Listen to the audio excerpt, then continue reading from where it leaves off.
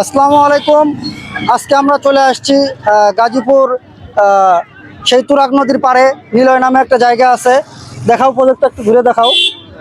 হ্যাঁ, এই জায়গাতে খেলাধুলা এবং বিকালবেলা বিনোদন চলে। সুন্দর একটা পরিবেশ, যে পরিবেশের মনোমুগ্ধকর প্রাকৃতির মাঝখানে এখানে দেখতেছেন ফুটবল খেলা চলতেছে, মাশাল্লাহ। তো আমরা দুই একজনকার সাক্ষাৎকার নেব যে আসলে এখানে আসার পরে কেমন তাদের অনুভূতি, ভালো লাগার অনুভূতিটা আমরা একটু জানবো। তোমরা কি ইন্টারভিউ দিবা নাকি? তাহলে যাও, আসো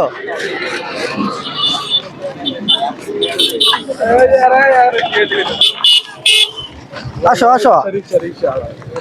কই কাটা দিছ? আচ্ছা, কাটা দাও নি। আসো, রিক্সাওয়ালা কই চলে গেছে? আচ্ছা আসো, শোনো দাদা, এদিকে আসো।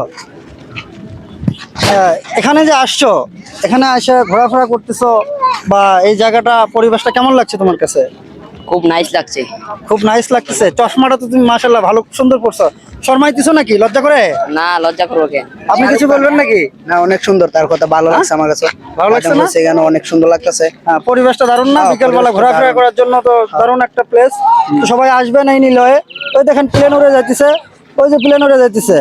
আসলে তুরাগ নদীর পাড়ে খুব সুন্দর একটি জায়গা, পাবলিক প্লেস। আসবেন আপনারা বিকেলবেলা, খুবই ভালো লাগবে। এখানে রং বেরঙের খাবার দাবার থেকে ছোট বাচ্চাদের খেলনা সব কিছুই পাওয়া যায়। এক কথায় দারুণ একটা বিনোদনের জায়গা, যেখানে খুব সাবলীল এবং সুশীল সমাজের লোকজন এখানে আসে আর কি। যাই হোক, ভালো থাকবেন, সুস্থ থাকবেন, আল্লাহ হাফেজ।